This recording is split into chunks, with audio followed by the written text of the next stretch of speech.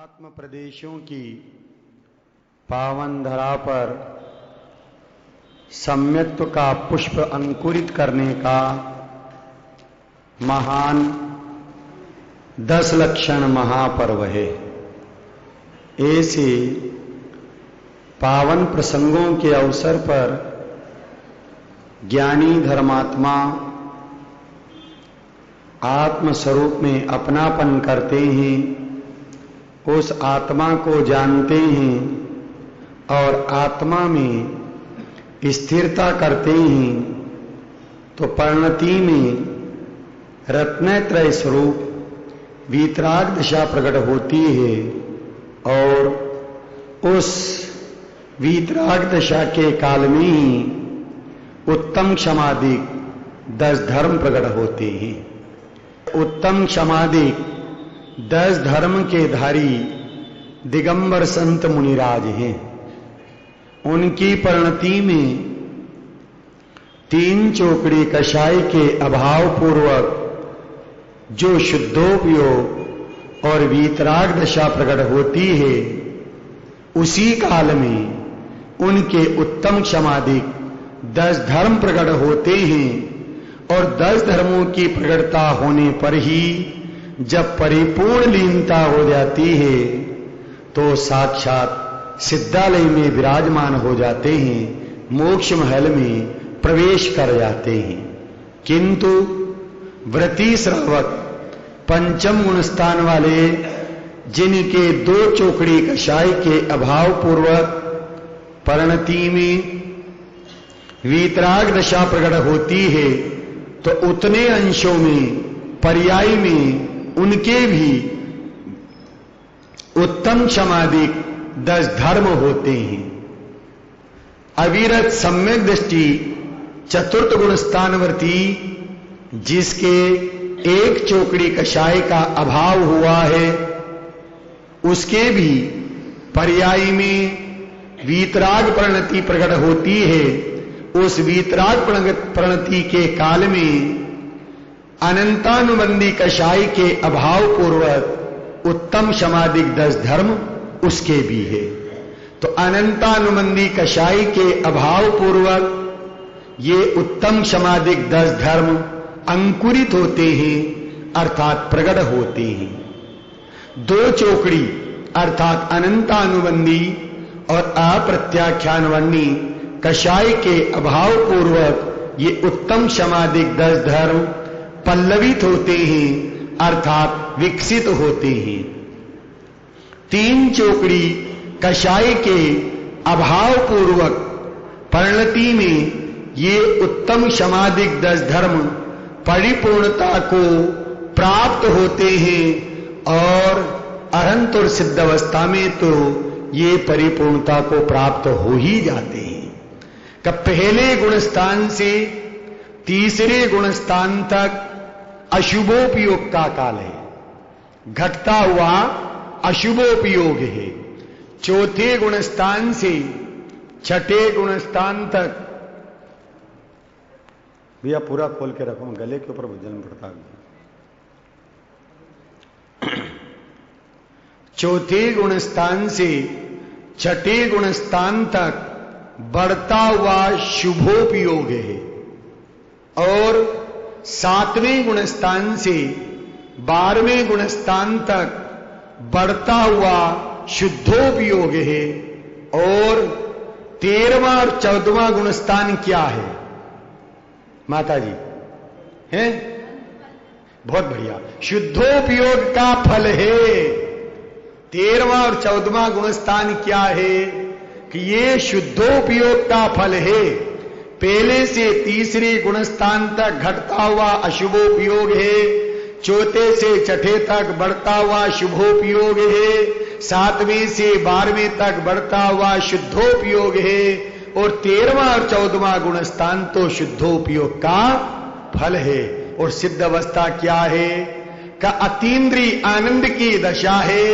अतीन्द्रिय आनंद जिनके प्रकट हो चुका है, परिपूर्ण रूप से अपने आत्म स्वरूप को प्रकट कर लिया है और आत्मा की प्रतीति अपनी पर्याय में चलती है तो अतीन्द्रिय आनंद का रसास्वादन है भाई। ऐसे चतुर्थ गुण स्थान वाले सम्यक दृष्टि से लेकर के सिद्धों तक ये उत्तम क्षमादिक 10 धर्म पाए जाते हैं। क्षमा से लेकर के उत्तम सत्य तक स्वभाव की मुख्यता से चर्चा की गई है कि क्षमा आत्मा का स्वभाव है, मार्दव आत्मा का स्वभाव है, आर्जव, शौच और सत्य आत्मा का स्वभाव है। इस स्वभाव में अपनापन करने से, स्वभाव का अवलंबन लेने से परिणति में वीतरागता क्षमादिक 10 धर्म प्रकट होते हैं। तो 5 धर्मों तक स्वभाव की मुख्यता से कथन किया गया, लेकिन उत्तम संयम धर्म से लेकर के ब्रह्मचर्य तक संयम, तप, त्याग, आकिंचन, ब्रह्मचर्य, इसमें पर्याय की प्रकटता की मुख्यता से कथन किया जा रहा है। किसकी मुख्यता से? पर्याय की प्रकटता की मुख्यता से कथन किया जा रहा है। किंतु भले ही पर्याय की प्रकटता की मुख्यता से कथन हो, लेकिन पर्याय की प्रकटता जो होने वाली है वो किसके कारण से? कि द्रव्य के कारण से पर्याय आती है। द्रव्य में से पर्याय आती है, कारण में से कार्य होता है, ध्रुव में से उत्पाद होता है, शक्ति की अभिव्यक्ति होती है, प्राप्ति की प्राप्ति होती है। और जो जीव ऐसे निश्चय का आश्रय लेता है तो उसे परम पद अर्थात मोक्ष की प्राप्ति हो जाती है। भले ही पर्याय की प्रगटता की मुख्यता से कथन है, लेकिन द्रव्य स्वभाव का अभाव नहीं किया गया है। द्रव्य स्वभाव है पर वो गौण है, पर गौण होते हुए भी उसके आश्रय के बिना वह निर्मल पर्याय प्रकट होने वाली नहीं है। आज का महान दिन उत्तम तप धर्म का है, लेकिन तप से पहले अपन ने कल संयम की चर्चा की थी। संयम और तप, इसका ऐसा अविनाभावी संबंध है कि जब उपयोग स्वयं सीमित होता है, उपयोग स्वयं सीमित होता है तो संयम कहलाता है। अब वही उपयोग सीमित तो हो गया है, लेकिन उपयोग के सीमित होने पर परिणति में सच्चे स्वभाव का प्रकट होना, यथार्थ आत्म स्वभाव का प्रकट होना, इसका नाम तप है। क्या कहा कि स्वरूप में प्रतपन करना, इसका नाम तप है। स्वरूप में प्रतपन करना, इसका नाम तप है। अतीन्द्रिय आनंद का प्रकट होना, इसका नाम सम्यक तप है।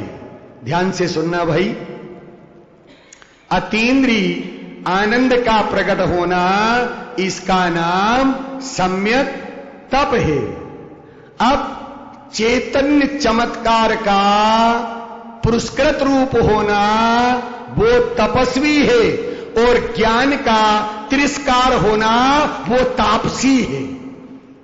भैया मनोज जी, बात समझ में आ रही है कि चैतन्य के चमत्कार का पर्याय में पुरस्कृत होना, उसका नाम तपस्वी है, और उस ज्ञान स्वभाव का तिरस्कार होना, वो तापसी है। अभी आगे आने वाला इसका अंतर स्पष्ट करेंगे। इसी प्रकार से अनादि अनंत ज्ञानानंद स्वभावी ध्रुव आत्म तत्व का परिणति में प्रकट होना, इसका नाम सम्यक तप है। किसका नाम? अनादि अनंत शाश्वत ज्ञानानंद स्वभावी त्रैकालिक ध्रुव आत्म तत्व का परिणति में प्रकट होना, उसका नाम सम्यक तप है। ये सम्यक तप अतीन्द्रिय आनंद के द्वार को उद्घाटित कर देता है। क्या कहा भैया? ये सम्यक तप अतीन्द्रिय आनंद के द्वार को उद्घाटित कर देता है। तो जीव निज स्वभाव में क्रीड़ा करता है, उसका नाम सम्यक तप है। कहां क्रीड़ा करता है? कि जीव निज स्वभाव में क्रीड़ा करता है तो उसका नाम सम्यक तप है। अब अतीन्द्रिय आनंद पर्याय में उछलता है, उसका नाम सम्यक तप है। और अपनी ज्ञान की सीमा में ही परिणति का रहना, उसका नाम सम्यक तप है। तो क्या तप इतने प्रकार का है? क्या तप इतने प्रकार का है कि नहीं है भाई? तप तो एक ही है। क्या है? कि स्वरूप में प्रतपन करना, उसका नाम तप है। प्रतपन करना अर्थात अतीन्द्रिय आनंद को प्रकट करना, इसका नाम प्रतपन है भाई। अब उस समय समस्त रागादिक परभावों की इच्छा के त्याग द्वारा स्वस्वरूप में प्रतपन करना, विजय करना, उसका नाम तप है। क्या कहा? कि समस्त रागादिक परभावों की इच्छा के त्याग द्वारा, इसीलिए कहा गया है तत्वार सूत्र में का इच्छा निरोध च तप, ऐसा कहा गया है का इच्छा का निरोध। तो समस्त प्रकार की जो रागादिक परभावों की इच्छा के त्याग स्वरूप स्वस्वरूप में प्रतपन करना, विजयन करना, उसका नाम तप है। अर्थात समस्त रागादिक भावों के त्याग पूर्वक आत्म स्वरूप में अपने में लीन होना, अर्थात आत्मलीनता द्वारा विकारों पर विजय प्राप्त करना तप है। देखिए, दो बातें हैं। वस्तु में धर्म कितने हैं? कितने धर्म हैं? अनंत धर्म है। गुण कितने हैं? गुण भी अनंत है। शक्तियां कितनी हैं?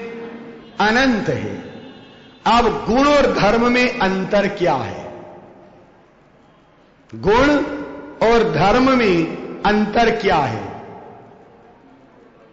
बहुत बढ़िया, एक अंतर तो आप बता रहे हैं कि देखिए, जो धर्म है वो अनंत है, पर युगलिया होकर के अनंत है।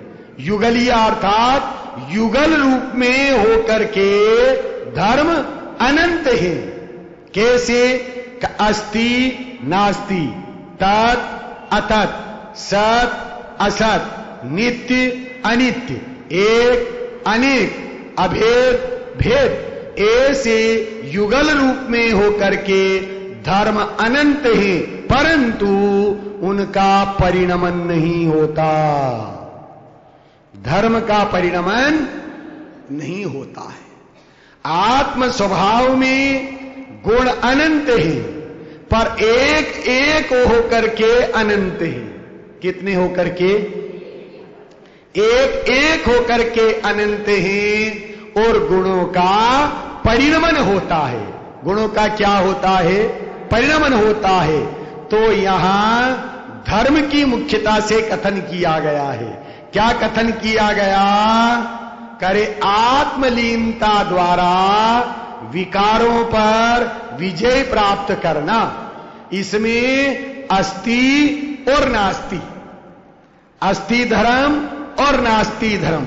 नास्ति से इच्छा का निरोध, अर्थात विकारों का त्याग, विकारों का अभाव, और अस्ति से आत्मलीनता, अस्ति से आत्मलीनता।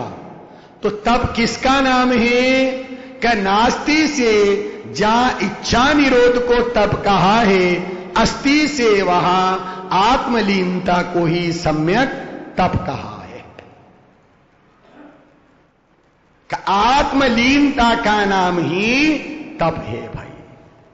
देखो दो बातें हैं, अस्ति और नास्ति। ये दो धर्म हैं कि एक ही धर्म है? एक ही है, लेकिन युगल रूप में है। अब जिस समय आत्म स्वभाव में अस्ति धर्म है, उस समय नास्ति धर्म भी है कि नहीं है? जिस समय अभी यहां प्रकाश की अस्ति है, तो अंधकार की नास्ति रूप धर्म भी समय है कि नहीं है? कहे जिस समय अस्ति है, उसी समय नास्ति रूप धर्म वस्तु के स्वभाव में ही मिला हुआ है। नास्ति से सम्यक तप किसे कहा है? का इच्छाओं का अभाव, इच्छा प्रकट हो जाए और फिर उसका अभाव करना। कि ऐसा नहीं भाई है, ऐसा नहीं है। क्या है? अरे आत्म स्वरूप में लीनता होती है तो इच्छाओं की अनुत्पत्ति होती है, अभाव नहीं होता। ये तो कहने में आता है, कहने में आ रहा है। इच्छा उत्पन्न हो गई और अभाव करें, भैया अभाव नहीं हुआ तो फिर दुख प्रकट हो सकता है। यहां तो ये सिद्ध किया जा रहा है कि आत्म स्वरूप में लीनता होने पर इच्छाओं की अनुत्पत्ति स्वयं भी हो जाती है, इच्छाओं का अभाव करना नहीं पड़ता। किंतु वस्तु में जो नास्ति नाम का धर्म है, वो ये सिद्ध करता है कि इस इच्छाओं की अनुत्पत्ति और इच्छाओं के अभाव का नाम नास्ति से सम्यक तप है। लेकिन उसी समय अस्ति रूप धर्म यह कहता है कि आत्म स्वरूप में लीनता का नाम ही सम्यक तप है। अब जीव आत्म स्वरूप में लीन होकर के निज स्वभाव में क्रीड़ा करता है, अतीन्द्रिय आनंद का रसास्वादन करता है और अपने ज्ञान की सीमा में ही उपयोग को स्थिर रखता है, तो उसका नाम सम्यक तप है। वज्रदंत नाम के चक्रवर्ती हुए हैं। कौन हुए हैं? वज्रदंत नाम के चक्रवर्ती। और उनको संसार से विरक्ति कैसे आई थी कि जब माली ने पुष्प लाकर के दिया और उस पुष्प की पंखुड़ियों के अंदर एक जीव अर्थात भंवरा मरा हुआ था। उस पुष्प के अंदर कौन था? भंवरा मरा हुआ था। वो भंवरा गंध का प्रिय है, सुगंध प्रिय है और जो लकड़ी को छेद सकता है। भंवरा भाई साहब छेद देता नहीं? छेद देता है, छेद देता है। जो लकड़ी को छेद सकता है, लेकिन उस गंध का प्रिय होने के कारण से घ्राण इंद्रिय का जो विषय है, उसकी प्रियता के कारण उस पुष्प में बिध करके अपने प्राणों का अंत कर देता है। एक इंद्रिय के विषय का सेवन करने वाले जीव की परिणति ऐसी हो रही है, तो मैं तो पंच इंद्रियों के विषयों का ही सेवन करने वाला हूं, मेरी परिणति क्या होगी? बस ऐसा विचार करते हुए संसार देह भोगों से विरक्ति का परिणाम आ गया और विरक्ति का परिणाम आते ही अपने 1000 पुत्रों को बुलाया और उनसे ये कहा कि भाई ये संसार असार है, राग द्वेष की कीचड़ है, पंचेंद्रियों के विषय कषायों को सेवन करने का स्थान है, इसलिए यह दुख रूप है, दुख का कारण है, इसलिए हम इस संसार में नहीं रहना चाहते हैं और अब संसार से विरक्त होकर के मोक्ष मार्ग में प्रवर्तन करना चाहते हैं, इसलिए राज्य और ये संपदा तुम संभालो। वो 1000 पुत्र क्या कहते हैं हे देह के जनक, क्या कहा? हे देह को जन्म देने वाले, देह के जनक, जिस संसार को तुम असार जान करके, राग द्वेष का कीचड़ जान करके, पंच इंद्रियों के विषय कषायों का पोषण करने वाला स्थान जान करके, दुख रूप और दुख का कारण जान करके मोक्ष मार्ग में प्रवर्तन करना चाहते हो और हमें इस कीचड़ में छोड़ना चाहते हो, हम भी आपके साथ में मोक्ष मार्ग में प्रवर्तन करेंगे और रत्नत्रय को अपनी पर्याय में प्रकट करेंगे। कौन? वो वज्रदंत राजा ही नहीं, वो चक्रवर्ती ही नहीं, उसके 1000 लड़के। अब प्रश्न खड़ा हो गया कि अब राज तिलक किसका किया जाए? तो 6 महीने के पोते का राज तिलक करके और वन जंगल में चले गए। अरे वन में नहीं गए भाई, निज मन में चले गए और स्वरूप गुप्त हुए तो पर्याय में मोक्ष मार्ग की पर्याय प्रकट हुई, स्वरूप लीनता हुई तो संसार देव वो इच्छाओं का अभाव हो गया। तो नास्ति से इच्छाओं के अभाव का नाम उत्तम तप को अंगीकार किया और अस्थि से स्वरूप लीनता करने पर उत्तम तप को परिणति में प्रकट करते हुए मोक्ष मार्ग में प्रवर्तन करते हुए सच्चे सुख को प्राप्त करने का उग्र पुरुषार्थ उन्होंने कर लिया है भाई। पर कब किया, कैसे किया?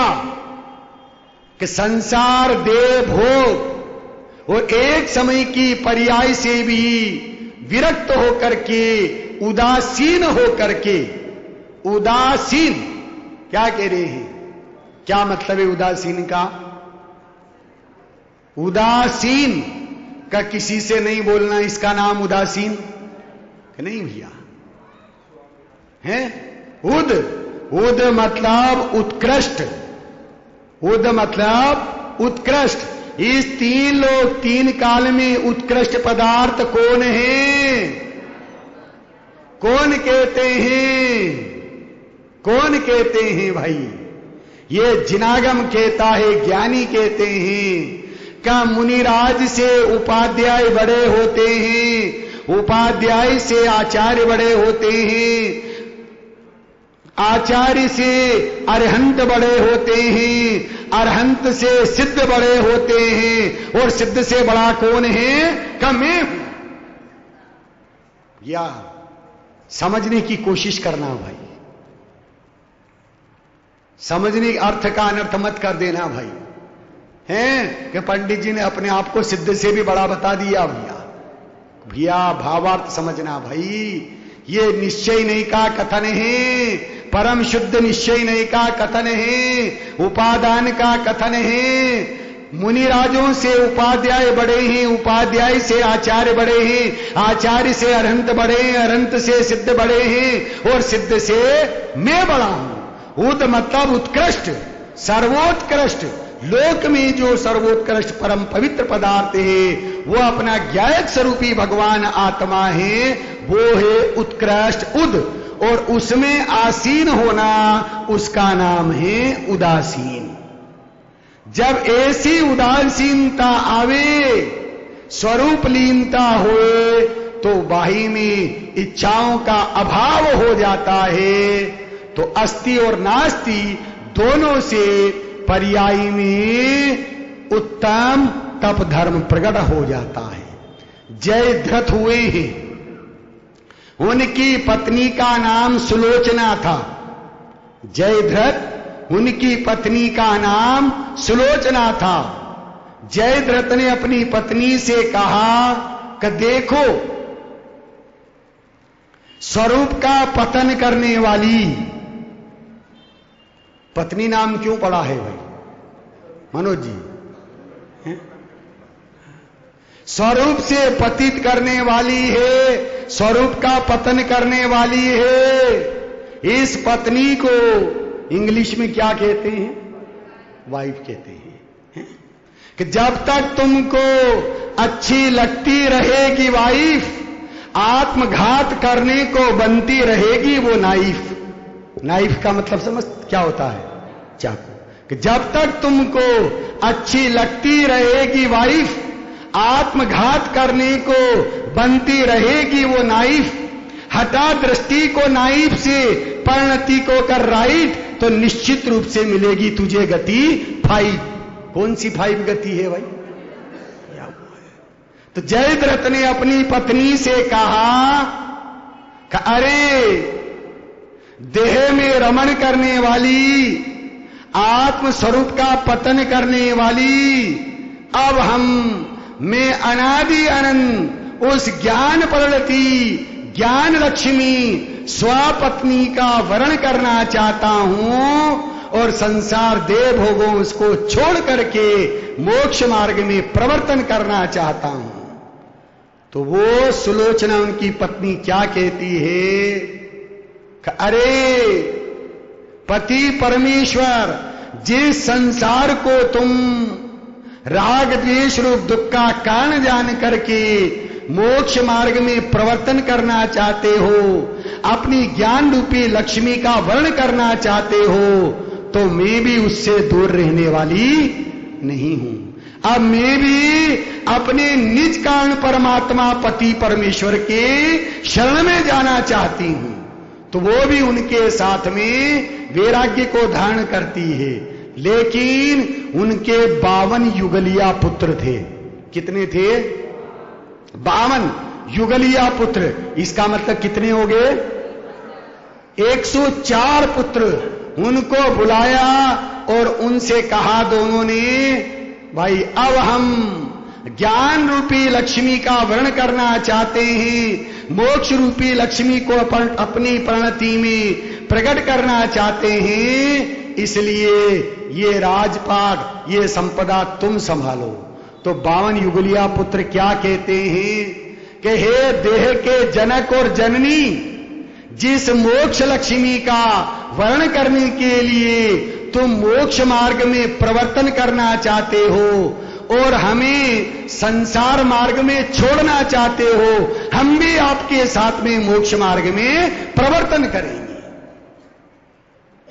और ऐसा कहकर के पिता ने, माता ने, पुत्रों ने जिनेश्वरी दीक्षा को अंगीकार करके सम्यक तप को अपनी परिणति में प्रकट किया है। इसका नाम है परिवार का विकास। क्या है इसका नाम? ये परिवार का विकास है कि जिस परिवार में सारे ही सदस्य जो है मोक्ष मार्ग में प्रवर्तन करने वाले हैं। अरे प्रथम तीर्थंकर आदिनाथ, देखो परिवार का विकास है। और हमारी तुम्हारी दशा क्या है कि इस पंचम काल के समोषण के माध्यम से परिवार का विनाश करने पर तुले हैं भाई। ये परिवार के विनाश और पतन का कारण है। अरे परिवार का विकास करना है तो ज्ञानियों को देखो, धर्मात्माओं को देखो भैया, कैसी उनकी परिणति है। करे प्रथम तीर्थंकर आदिनाथ, प्रथम गणधर, कौन? वृषभ सेन। प्रथम गणधर वृषभ सेन, प्रथम मोक्षगामी अनंत वीर पौत्र, प्रथम कामदेव पुत्र बाहुबली। अरे प्रथम चक्रवर्ती भरत, प्रथम आर्यिका ब्राह्मी सुंदरी और प्रथम विरोधी दल का नेता मारीच। घबराना नहीं भैया, चिंता नहीं करना। परिवार का विकास भी है पर पतन करने वाला कोई नहीं कोई तो जरूर होगा भाई। ये सब प्रथम थे, लेकिन मारीच विरोधी दल का प्रथम नेता था भाई, उसने विरोध किया था।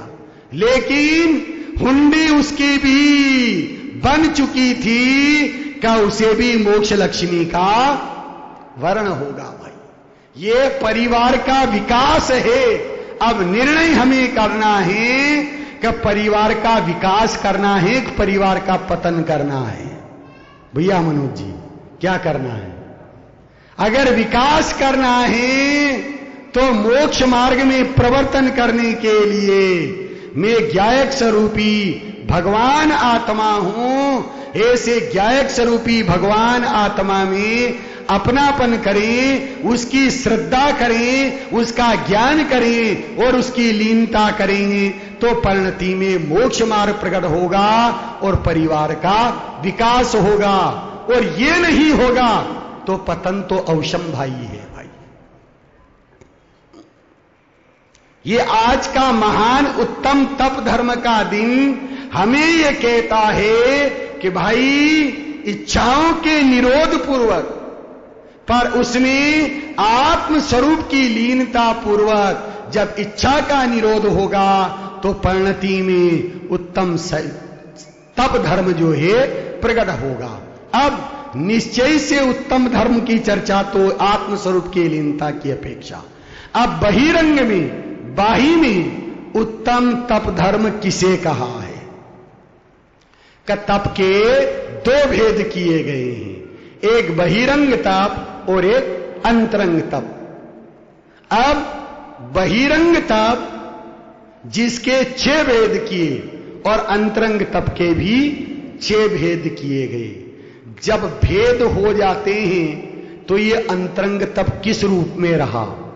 ध्यान से सुनना, देखो मेरा प्रश्न है आपसे, क्योंकि तत्वार्थ सूत्र में 9वें अधिकार में संवर निर्जरा के कारणों में उमा स्वामी ने यह सिद्ध किया है, लेकिन वहां प्रश्न किया गया है और मुझे ऐसा पता लगा है, कादनी भाई साहब जो पीछे बैठे हैं बैंक में जिनकी सर्विस है, और वो तत्वार सूत्र यहां पर बहुत बढ़िया सुंदर ढंग से ले रहे हैं, बहुत अच्छे ढंग से एक एक अधिकार की परीक्षा लेकर के ले रहे हैं। आप कितने सौभाग्यशाली हैं कि ये जो सागर की जो नगरी है ये पंडितों की नगरी है भाई, हैं कि जहां पन्नालाल जी साहित्याचार्य जैसे हैं, इसी प्रकार से मन्नूलाल जी वकील साहब जैसे ज्ञानी, निर्मल कुमार जी साहब और ऐसे भाई साहब जिनका मेरे को नाम पता नहीं है, हैं हेनार जैन साहब, जो तत्वार सूत्र की क्लास बड़ी सुंदर और मार्मिक ढंग से ले रहे हैं।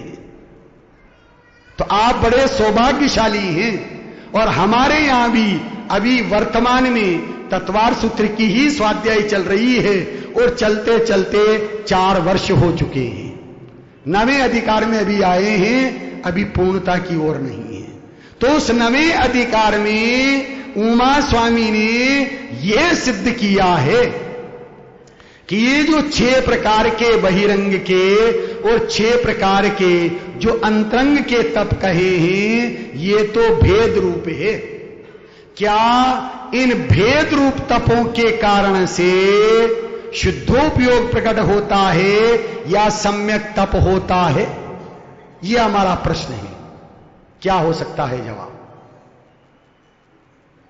भाई ये तो भेद रूप है। भैया मनोज जी ऐसा बोल रहे हैं कि अभेद की आराधना होने पर ही सम्यक तप प्रकट होता है। लेकिन ये भेद क्यों किए गए? ये भेद किस कारण से है?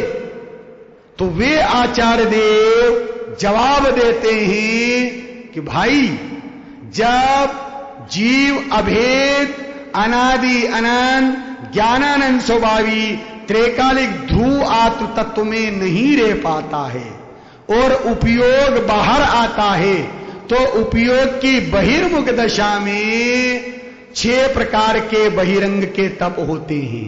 कौन कौन से? अनशन, अवमोदर, वत्ति परिसंख्यान, रस परित्याग, विव्यक्त शय्यासन और कायिक क्लेश। ये 6 प्रकार के बहिरंग तप हैं और 6 प्रकार के अंतरंग तप हैं। कौन कौन से?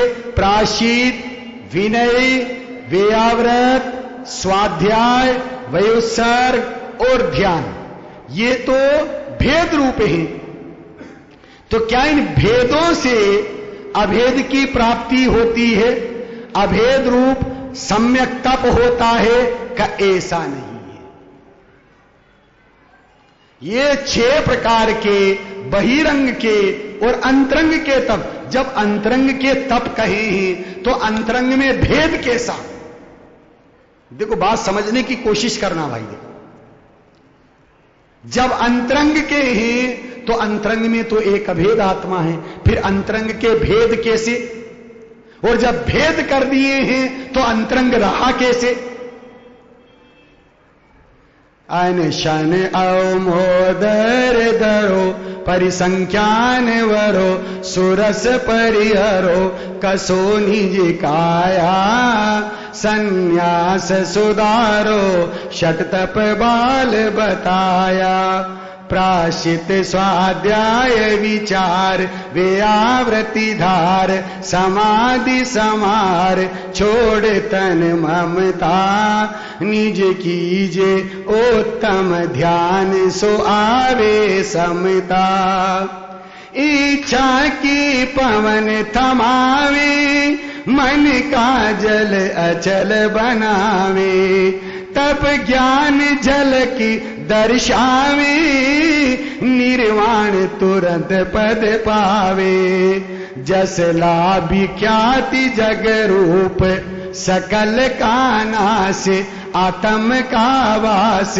धरो तप वीरा पंचेंद्रियन को दंड सहे तन वीरा हे यही मनुष्य गति सार जगत उद्धार लहे तप धार मुनि भवतारी 10 लक्षण धर्म विचार जीव संसारी। क्या कह रहे हैं भाई? वे दिगंबर संत मुनिराज बड़े भाग्यवान हैं भाई। क्यों हैं भाग्यवान? किस कारण से भाग्यवान हैं? कि जो मोक्ष मार्ग में प्रवर्तन करते हुए अभेद ज्ञायक स्वरूपी भगवान आत्मा की प्रतीति कर रहे हैं, इसलिए भाग्यवान हैं भाई। तो उनके बाही में 6 प्रकार के बहिरंग के और 6 प्रकार के अंतरंग तप होते हैं। अनशन का मतलब क्या है? किसे अनशन कहते हैं? या भैया राजनेता भी होंगे पार्टियों से संबंधित, वो अपनी मांगों को मनवाने के लिए अनशन करते हैं। हमारी मांगे पूरी हो चाहे जो मजबूरी हो, पर मांग पूरी होना चाहिए। और क्या करते हैं? 5-50 इकट्ठे होकर के जो है बैठ जाते हैं, खाना पीना छोड़ देते हैं। और क्या पेपर में क्या आता है? इतने जने अनशन पर बैठे हैं। तो अनशन तप हो गया उनके भाई साहब। किसका नाम अनशन है फिर? हैं? किसे? उपवास। बहुत बढ़िया। अब उपवास किसे कहते हैं? किसका नाम उपवास है? अपनी आत्मा के समीप रहना, अपनी आत्मा के समीप रहना, वो अस्थि से उपवास है। अब उस समय विषय कषाय और आहार का त्याग होना, उसका नाम नास्ति से उपवास है भाई। केवल आहार का त्याग कर देना, भोजन को छोड़ देना। हमारे यहां की बात है भाई, आपके यहां की बात नहीं। हम तो हमारे यहां की बात करते हैं, हमें आपके यहां का क्या पता। कि जिस दिन महिलाओं के या भाइयों के उपवास रहता है, उसके एक दिन पहले धारणा करते हैं। क्या करते हैं? धारणा करते हैं। धारणा कैसे करते हैं पता है? हमारे यहां इस कैसे होता है कि बढ़िया असली घी का मूंग की दाल का हलवा बनाते हैं और शाम को खूब खिलाते हैं परिवार वाले, भैया खा लो, थोड़ा समतल से बैठ करके खाओ, हैं? कल तुम्हारे उपवास से खूब खिलाते हैं, खूब पिलाते हैं। और बस चले तो रात की 12 बजे से पहले तक भी केले, दूध वगैरह आदि का सेवन करा दिया जाता है। और क्या कहते हैं? धारणा किया है साहब। क्या किया है? धारणा किया। अब अगले दिन उपवास है। अब 12 बजे बाद, 1-2 बजे बाद सब पूछते हैं भैया साता तो है? हैं? साता? हाँ हाँ साता है। टाइम पास हो रहा है? हाँ। कि टीवी के 2 सीरियल तो मैंने देख लिए हैं, 2 तो उसमें बच गए हैं। अब 3 बजे से क्रिकेट मैच आने वाला है, तो रात की 9 बजे तक उसे देखूंगा, टाइम पास हो जाएगा। और पूछते हैं तो भैया क्या है? का उपवास है भैया। उपवास है भाई, हैं? अब अगले दिन पारणा होता है, तो पारणा कैसे होता है कि 5 बजे सवेरे जल्दी उठा देते हैं घर वाले कि जाओ मंदिर होके आओ, मंदिर के दर्शन कराते हैं और फिर बढ़िया वही असली घी का मूंग की दाल का हलवा बना करके वो खिलाया जाता है। और फिर सादरमी मिलते हैं, भाई साहब पारणा कर लिया, बेन जी पारणा कर लिया, कहां कर लिया, क्या बात है भाई, धर्म हो गया। आपके यहां क्या होता है? ऐसा तो नहीं होता ना, बहुत अच्छी, हमारे यहां होता है, हम तो हमारे यहां की बात करें, आपके यहां की नहीं है। भैया धारणा किसका नाम है? धारणा अर्थात संकल्प करना, निश्चय करना, करे भाई अभी तक मेरी परिणति में विकार चल रहे थे, विकारों से मुक्ति के लिए, शुभाशुभ विकारी भाव का अभाव करने के लिए मैं अपनी आत्मा के समीप रहूंगा। और आत्मा के समीप रहने पर विषय कषाय का, आहार का त्याग हो जाता है, तो नास्ति से उसे उपवास कहा जाता है। स्वरूप लीनता होती है, आत्मा में वास होता है, तो उसे उपवास कहा जाता है। और अगले दिन जिस आत्मा में रह करके ज्ञानादि गुणों का परिचय किया है और अगले दिन जानन देखन रूप जो परिणमन होता है, उसका नाम पारणा है भाई। परिणमन से पारणा बना है भैया। किस रूप परिणमन करना है? आत्म स्वभाव रूप परिणमन करना, इसका नाम अनशन है। दिगंबर संत मुनिराज ऐसा उपवास करते हैं। अब यदि परिणामों में शिथिलता आती है तो अवमोदर्य, अवमोदर्य अर्थात जिसे उनोदर कहते हैं। क्या कहते हैं? उनोदर। उनोदर का मतलब क्या है? उन मतलब कम और उदर मतलब कम पेट भरना, अर्थात भूख से 19 बोलते ना, 19, 29, 39, 49, क्या मतलब होता है इसका? एक कम। 19 अर्थात 20 से एक कम, 29 इसका मतलब 30 से एक कम, तो भूख से कम सेवन करना, उसका नाम अवमोदर है। फिर व्रत उनोदर जिसे कहते हैं। फिर वृत्ति परिसंख्यान, अटपटी प्रतिज्ञाएं लेकर के विधि मिले तो ही आहार करे। फिर रस परित्याग अर्थात रसों को छोड़ दे। क्यों छोड़ देते हैं रसों को? का उन्हें पंचेंद्रियों के माध्यम से इस शरीर का पोषण नहीं करना। आहार किसके लिए करते हैं? शरीर को पुष्ट करने के लिए नहीं, धर्म आराधना शुद्धोपयोग को पुष्ट करने के लिए आहार करते हैं। इसलिए रसों का त्याग कर देते हैं। विविक्त शय्यासन, रात्रि के पिछले पहर में एक कर्मठ शयन करते हैं। और काय क्लेश, किसे कहते हैं काय क्लेश?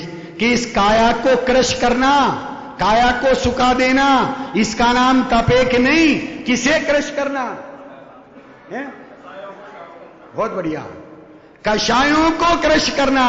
और कषायें कैसे क्रश होगी? कषायें कैसे क्रश होगी? आत्म स्वरूप में लीनता होने पर। आपने यदि श्रीमद रायचंद जी का चित्र देखा हो, कैसे उनकी शरीर की दशा, एक एक हड्डियां गिन लो, पर वो ऐसे थे, ऐसे थे। उनसे पूछा कि भाई जी आप तो ऐसे थे और अब ऐसे हो। कहा भैया कोई दिक्कत नहीं, ये शरीर का परिणमन है, हमें दिक्कत है कि नहीं? आपको दिक्कत नहीं होना चाहिए मेरे से। का प्रत्येक व्यक्ति के 2 बगीचे हैं, एक शरीर रूपी बगीचा है और एक आत्मा रूपी बगीचा है। पहले में शरीर रूपी बगीचे क्या सिंचन करता था, वो हष्ट पुष्ट था, तो आत्मा रूपी बगीचा सूख रहा था। अब मैं आत्मा रूपी बगीचे का सिंचन करता हूं तो वो पुष्ट है और शरीर रूपी बगीचा सूख रहा है। तो सूख रहा है तो सूखने दो, ये तो हमारे ज्ञान का यही है भाई।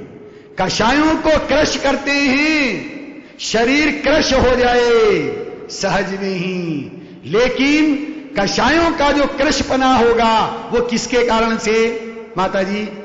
ये स्वरूप लीनता के कारण से, आत्म स्वरूप में रमण करने के कारण से।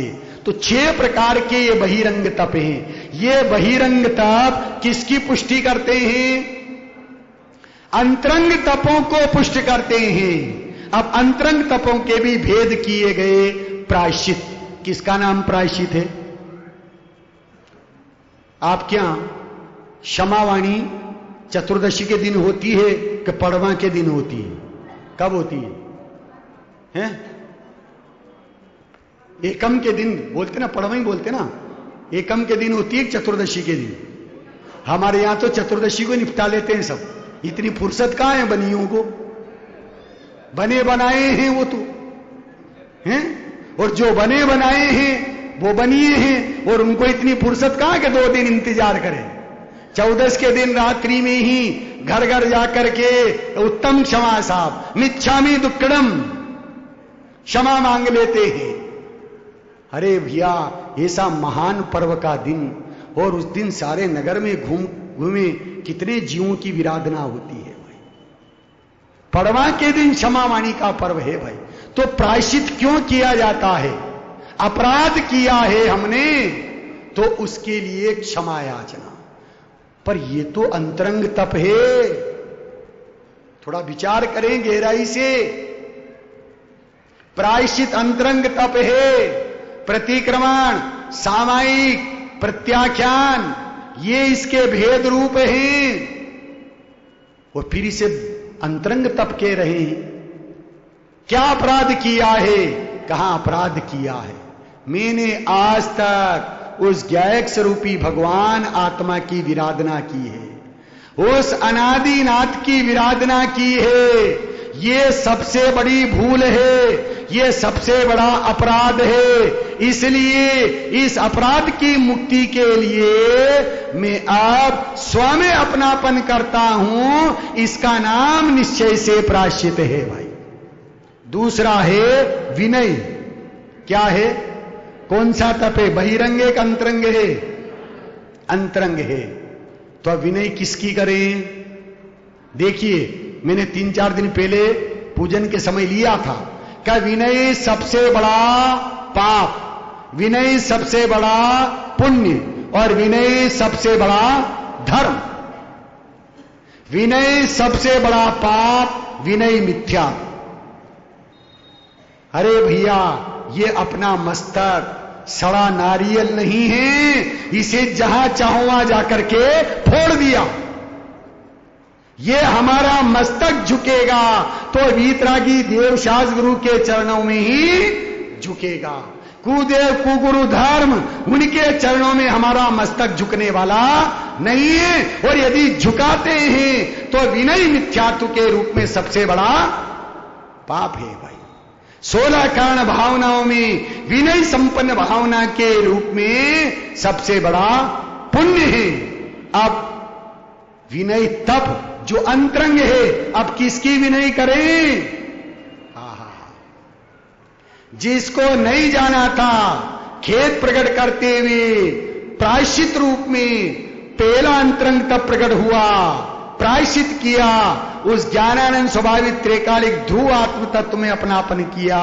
अब ज्ञान पर्याय उस ध्रुव आत्म तत्व का ही विनय करती है, सम्मान करती है, सत्कार करती है, उसमें ही स्थिरता करती है। इसका नाम सच्चा विनय अंतरंग तप है भाई। इसके पश्चात आता है वेयाव्रत। कौन सा तप है? अंतरंग एक बहिरंग है? अंतरंग तप है। और हमने तो वेयाव्रत किसे मान रखा है? शरीर में तेल मालिश कर देना, दबा देना, वेयाव्रती होगी। कितना बढ़िया धर्म है भाई। वेयाव्रती करें उनकी तो उन्हें सम्यक तप होवे कि दबाने वाले को होवे? प्रश्न आया समझ में? जिसकी वेयावृत्ति कर रहे हैं उसको सम्यक तप धर्म होता है या हाथ पैर दबाने वाले को होता है? किसको होता है? किसको होता है दादाजी? हैं? तो वेयाव्रत नाम का अंतरंग तप तो है। किसकी वेयावृत्ति करना? अरे भाई, पर की वेयावृत्ति तो हमने अनंत बार की है, लेकिन आज तक अपने आत्म स्वरूप की वेयावृत्ति नहीं की है, उसकी सेवा शुश्रूषा नहीं की है। ज्ञान पर्याय में उसका विस्मरण रहा है। आप उसका स्मरण करते हुए ज्ञाता दृष्टा रूप रहना, जानने देखने रूप रहना, इसका नाम अंतरंग वेयावृत नाम का तप है भाई। फिर इसके पश्चात आता है स्वाध्याय। कौन सा तप है? अंतरंग। ये स्वाध्याय चल रही है, अंतरंग तप हो रहा सबके। या भ्रम में मत रहना है। स्वाध्याय, स्व प्लस अधि प्लस आय। स्व अर्थात अपने को, अधि मतलब जानना, आय मतलब रहना। किसमें? अपने आत्म स्वरूप को जाना है, उसी में रहने का नाम स्वाध्याय तप है। परंतु उपयोग बाहर में रहे तो जो आत्मा के पोषक हैं, वीतरागता के पोषक हैं, ऐसे स्वरूप आराधना में निमित्त हैं, ऐसी जिनवाणी को, शास्त्रों को पढ़ना, सुनना, सुनाना, बांचना, पूछना, अनुप्रेक्षा, आमनाय, धर्मोपदेश रूप, ये भी स्वाध्याय है। उपचार से, व्यवहार से, निश्चय से स्वाध्याय तो स्व अर्थात अपने आप को, अधि अर्थात जाना, आई मतलब उसमें स्थिर रहना, इसका नाम निश्चय से स्वाध्याय है भाई। इसके पश्चात आता है व्युत्सर्ग। व्युत्सर्ग अर्थात किसका नाम व्युत्सर्ग है? किसे कहते हैं? अंतरंग तप तो है, पर किसका नाम है? व्युत्सर्ग का मतलब क्या है? अंतरंग तप है, किसे कहते हैं? व्युत्सर्ग अर्थात त्याग करना। क्या करना? त्याग करना। किसका त्याग करें? किसको छोड़ें? रात्रि भोजन को छोड़ें, अनछना पानी पीना छोड़ें, अभक्ष्य का सेवन छोड़ें। भैया ये तो जैनियों का कुलाचार है। ये बात अजैनियों की सभा में करने की है। किसकी सभा में? अजैनियों की सभा में करने की है। लेकिन बड़े शर्म और खेद की बात है, आज जैनियों की सभा में यह चर्चा करना पड़ती है कि रात्रि भोजन नहीं करना चाहिए, अनछना पानी नहीं पीना चाहिए, अभक्ष्य का सेवन नहीं करना चाहिए। ये खेद की बात है भाई, ये चर्चा जैनियों में करने की नहीं है। जैनियों का तो कुलाचार है, कुल से ही जैनी ऐसे होते हैं भाई। तो त्याग किसका? व्युत्सर्ग अर्थात त्याग। किसका त्याग?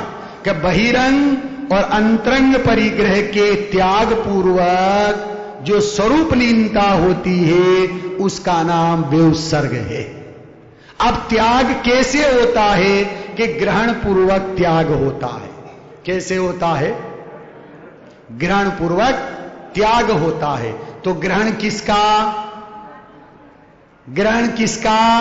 आत्म स्वभाव का ग्रहण हुआ तो बाही में राग द्वेष विकारी भावों का त्याग करना नहीं पड़ा, स्वमेव हो गया।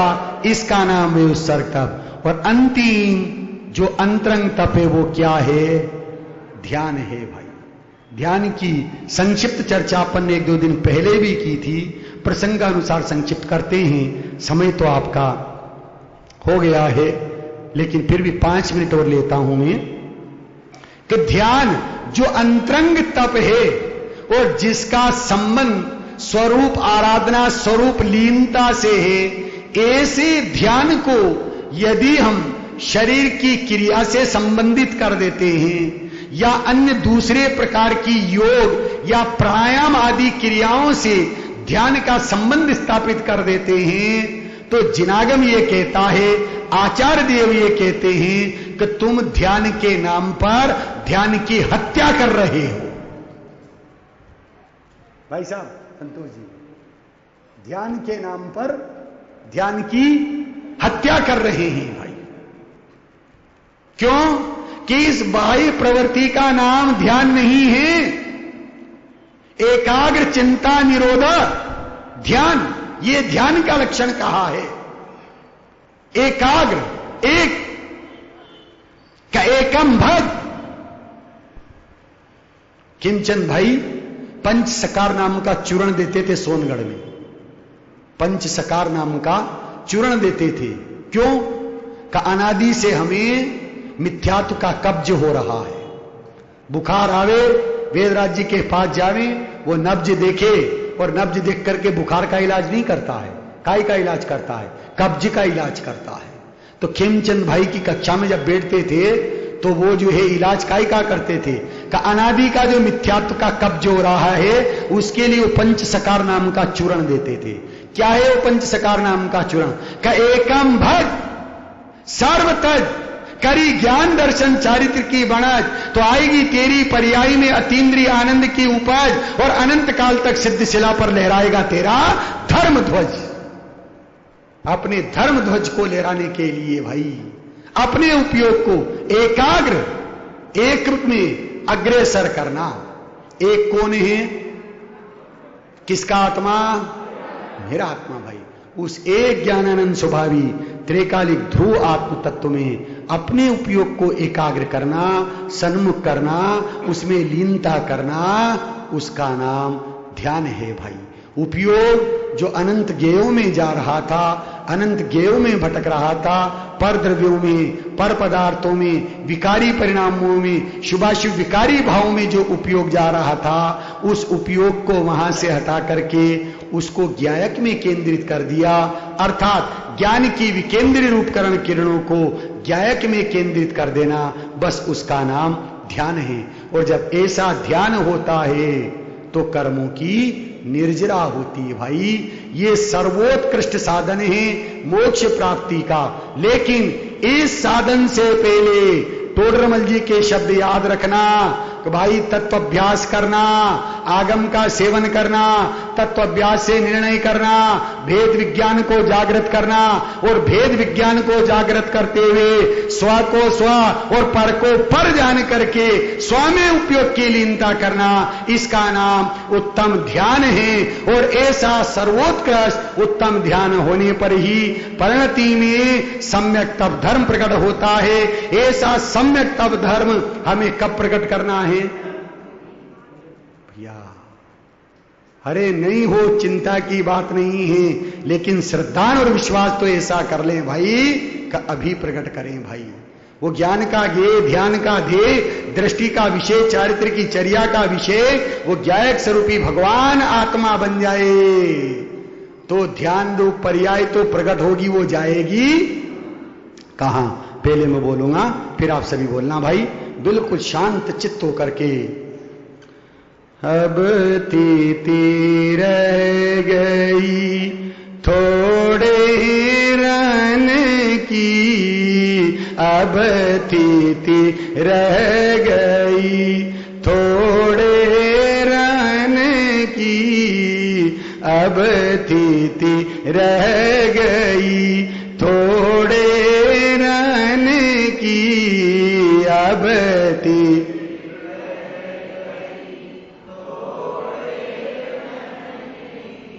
जी मत करी यो छोटो, काहे तुम बिन कारण दुख भोगो। जी मत करी यो छोटो, काहे तुम बिन अब तीती रह गई थोड़े रन की, अब तीती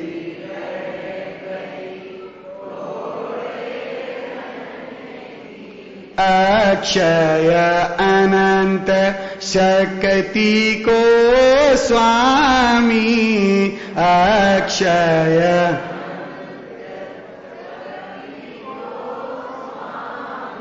सिद्ध समान अवलोको, काहे तुम बिन कारण दुख भोगो। सिद्ध समान अवलोको, काहे तुम बिन अब तीती रह गई थोड़े रन की,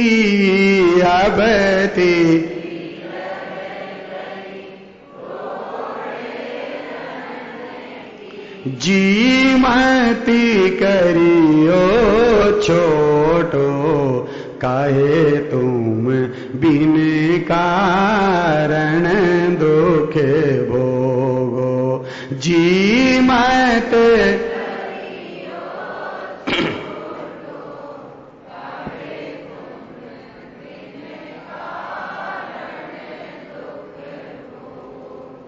मल सम जान विषय को त्यागो, मल सम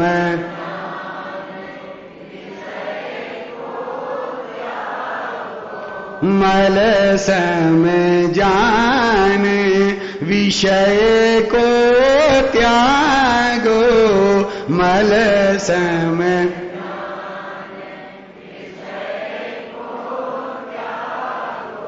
फिर फिर करी क्यों जो, काहे तुम बिन कारण दुख भोगो।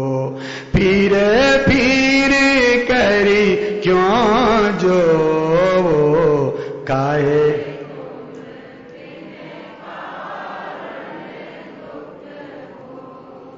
अब तीती रह गई थोड़े रहने की, अब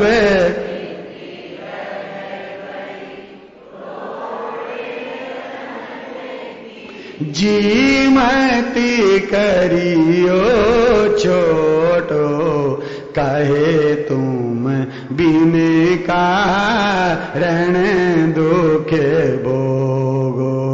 जी मत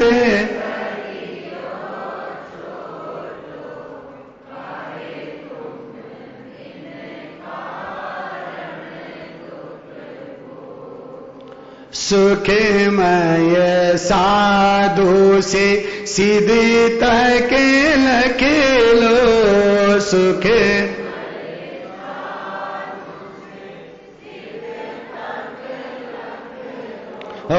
सुखमय साधु से सिद्धि तक लखेलो, सुख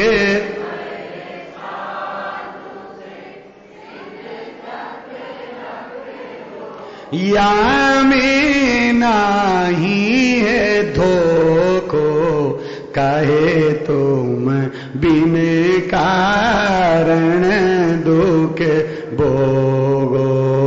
या में नाही है धोखो, काहे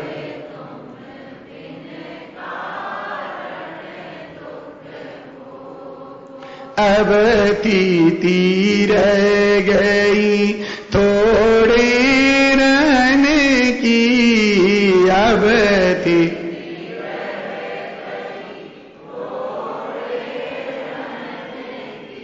जी मति करियो छोटो, काहे तुम बिन कारण दुख भोगो।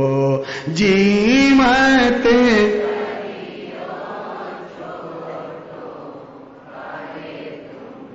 बिन कारण दुख भोगो, काहे तुम बिन कारण दुख भोगो, काहे तुम बिन कारण दुख भोगो। सभी जीव ऐसे उत्तम सम्यक तप को अपनी प्रगति में प्रकट करने के लिए ज्ञायक स्वरूपी भगवान आत्मा को दृष्टि का विषय बनाएं, श्रद्धा का श्रद्धेय बनाएं, ज्ञान का ज्ञेय बनाएं, ध्यान का ध्येय बनाएं, चारित्र की चर्या का विषय बना करके अपनी परिणति में उत्तम सम्यक तप को प्रकट करें। इस मंगलमयी भावना के साथ में अभी की बात को विराम देता हूं। ओम शांति।